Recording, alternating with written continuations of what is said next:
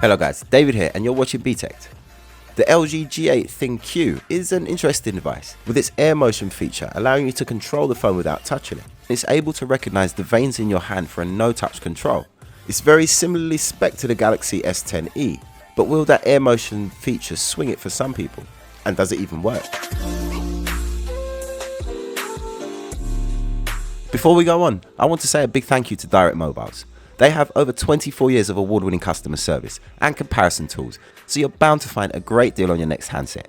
You can check down in the video description below, or you can search directmobiles.co.uk. So other than the air motion feature, this is quite a well-equipped upper mid-range handset. We get a brilliant 6.1-inch AMOLED display with 1440 by 3120 resolution. This is a HDR10 compliant screen and is protected with Gorilla Glass 5. As well as the rear mounted fingerprint scanner, the air motion feature can be used to unlock the device, as well as the traditional face unlock. All that technology tucked into the screen notch at the top, which is one of the few notched phones that I did see here from the big manufacturers at MWC this year. But regardless of the notch, it is a beautiful screen. Very bright, very high QHD plus resolution and a high screen density. Under the hood there's a new Qualcomm Snapdragon 855 processor, 6GB of RAM and 128GB of internal storage, which is upgradable via microSD card support to massive 512GB. So very well equipped for a mid-range phone. But I did say it's an upper mid-range phone. The price of the LG G8 is £619, so still flagship territory money, but you do get a lot with this phone. Battery capacity is a respectable 3500 mAh and it supports wireless charging and 18-watt fast charging. Given the 7nm Snapdragon 855, the OLED screen and the Android 9 software, I think 3500 mAh is plenty to get a phone like this through the day. Round the back, LG have opted for a dual camera system, a 27mm 12MP main sensor with an f1.5 aperture and optical image stabilization, and a 16MP secondary f1.9 lens with a 16mm ultra wide field of view, and the front camera is an 8MP unit. So a very fast lens in that main camera and optical image stabilization. I expect it to be very good in the photography department, and you know I love an ultra wide angle lens. This seems to be a very nice upper mid-range device. I think it might be a little bit overpriced. I don't know if I would want to spend £620 on it. I mean, for more or less the same money, you could get yourself a Samsung Galaxy S10E.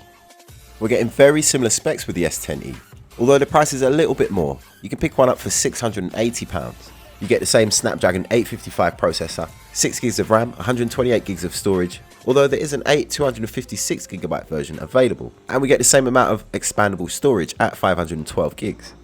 The display is one area that you're going to get more for your money out of the LG. The Samsung has a slightly smaller 5.8-inch dynamic AMOLED display with 1080 by 2280 resolution and in a 19:9 aspect ratio. The screen density is 438 ppi and just like the LG is covered in Gorilla Glass 5. So less resolution with the S10, but we know Samsungs do amazing displays.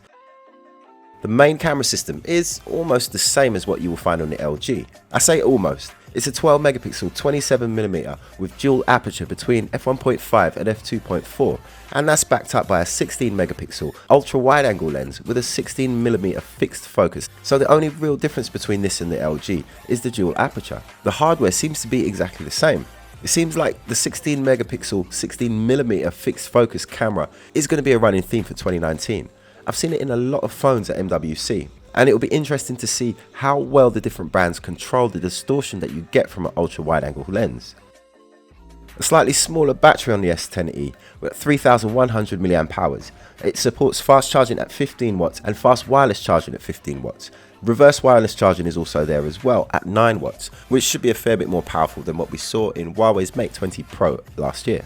It's a neat party trick, but I still haven't used it on my Mate 20 Pro yet, so I'm not really sure how useful it is. Although considering that you can charge the Galaxy Buds using the reverse charging on the S10E kind of gives it a purpose.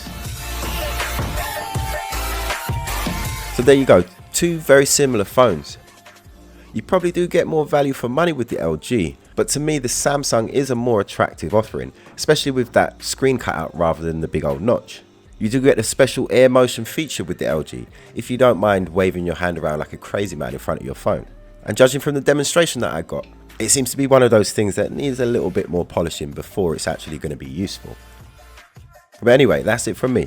Thank you for watching, guys. Next week I'll have some of these phones in the studio for full reviews, so make sure you're subbed to Btekt so you don't miss out. You can follow me on Facebook, Instagram and Twitter. It's @Btekt, or add me on Snapchat. It's david.btekt. Thanks for watching. My name's David and this is Btekt.